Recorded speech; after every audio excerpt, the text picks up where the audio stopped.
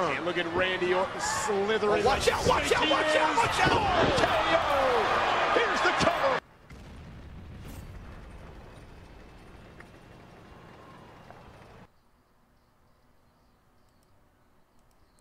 Hey, what's up everyone, and we're back here today with a video. I thought I'd make one while we're all waiting for the service to come back up, and I don't usually make these type of videos, so it's not be on, the focus is not going to be on the gameplay today, even though it's a decent game in the Turtle I've had for a while. But yeah, more today is something that I almost never do, and it's talking about updates.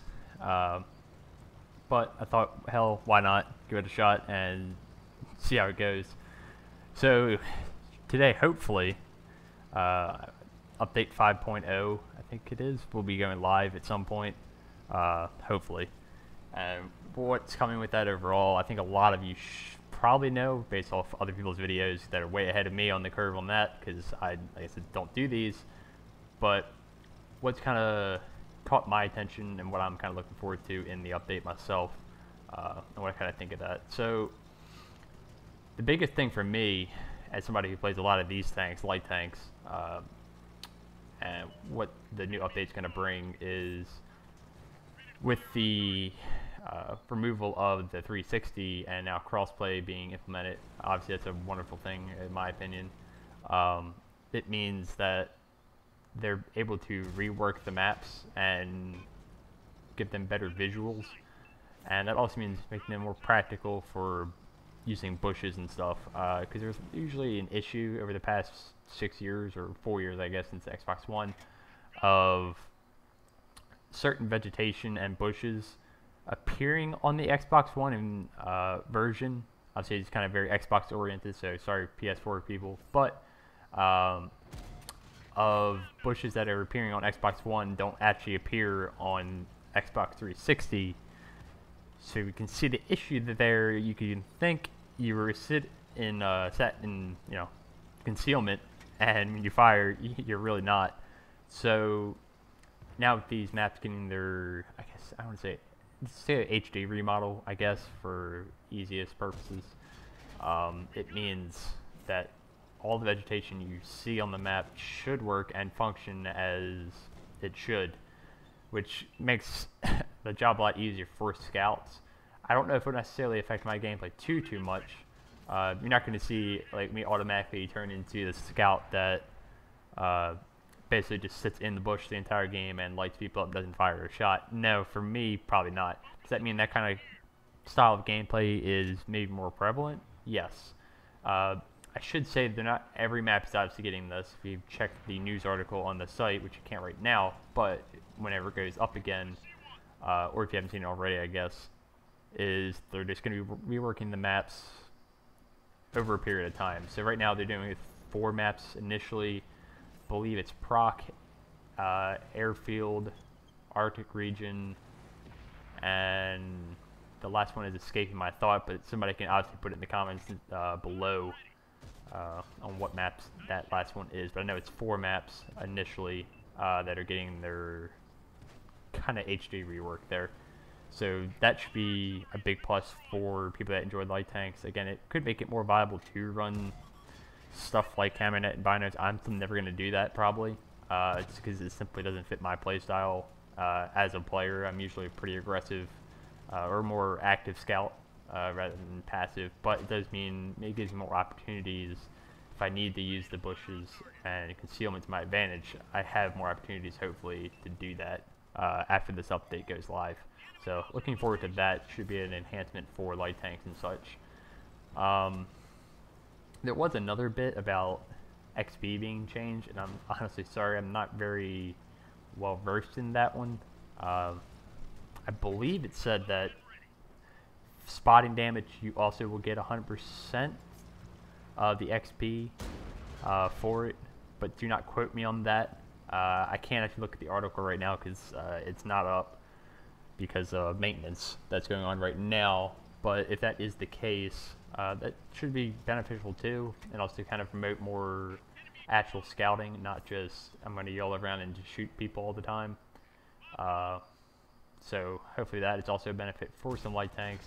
There was a negative, I think, where could promote some camping as well, because I think people that aren't actually doing their own spotting can get 100% of the XP for the damage they're doing, if I recall that correctly. I could be wrong there again, so please feel free to correct me. I'm trying to do this off of my memory, what I saw briefly on the articles yesterday. So, but I'm pretty sure that is correct. Again, not the best of these, but once the website goes back up, you can go and fact check me and tell me if I'm doing some good fake news here. But hopefully I'm not. I know the Bush stuff is 100% factual. The XP is the only thing I'm a little shaky on, to be fair. But those are the two main things I think that should really help scouts. The main one, the concealment, is huge for light tank gameplay overall, and is well appreciated. So looking forward to that majorly. But what else do we have? We have the STB1, which is the main one I care about, and also the T95E2, which is Tier 8 American Premium Medium, which I do have, but I haven't played it in forever. They're both getting their pneumatic suspension, similar to how the Swedish mediums work now, and so that when you go below go below a certain speed, the suspension kicks in, and you get, I believe, an extra 5 degrees of gun depression on like the STB, I believe. I think it is 6 on the T95E2. Again, could have those switch, but that should mean you have 15 degrees of gun depression on a Tier 10 medium, which should be very useful and very well appreciated. So looking forward to that. STB used to be one of my favorite. It probably still is one of my favorite Tier 10 mediums. I know the gun can be very wonky in terms of accuracy. Well aware, but I haven't played it as much as of late. Just kind of gets thrown to the wayside, I suppose, at this point. But looking forward to that kind of buff to that tank, so it should be nice to play that again with the new pneumatic suspension, similar to the Swedish mediums that we have now. So looking forward to that. Should be a good change. Some other stuff as well. I believe some stuff with crews, some small things like that I don't pay much attention to, but there are obviously, I guess, good changes in the long run of things, make stuff run smoother. But then there's the big, obviously, crossplay, which is just phenomenal, finally, like I said. And then there's the big oof factor, or the big surprise, I guess, if people were painting yesterday, is World of Wrestlemania or whatever. And that's introduction, replacing the Valor op for the Aaron tanks, I guess, which I'm not the biggest fan of myself. I will be honest. I try to keep it honest here on the channel, but it doesn't mean I don't understand it. I do understand the kind of point of it, especially some of the stuff I know, kind of inferences of what the reasoning behind that is. Obviously, they're making again, WWE and World Tanks is not something I'd ever say fit one and one together. However, I understand it because they're making a deal for marketing with a very large corporation, so lots of money, and that can be beneficial for us as well in terms of stuff getting changed in the long run, more stuff to be invested in for the game, and gives them more funding to work with. So I understand it. It's only 2 months that this is going to last, at least according to the article, and I hope it is only 2 months, because honestly I've already seen a lot of negative backlash over this.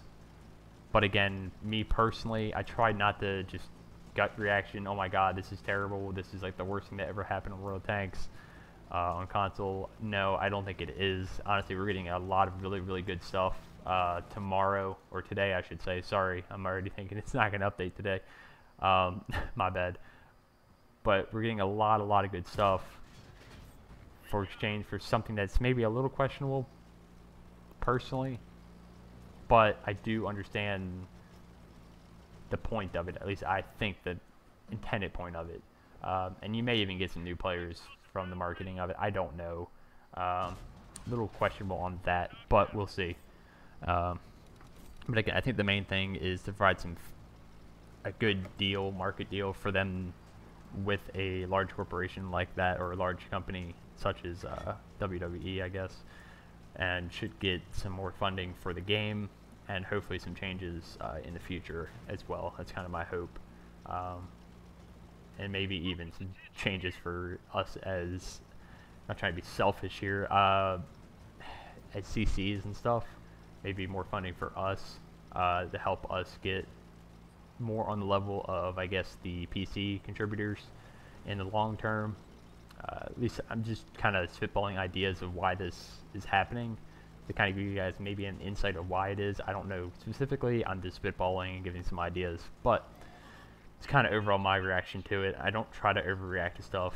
I very, very rarely do. Again, it's only 2 months, so it's easy just to go, oh my god, this is the worst thing that ever happened to this game.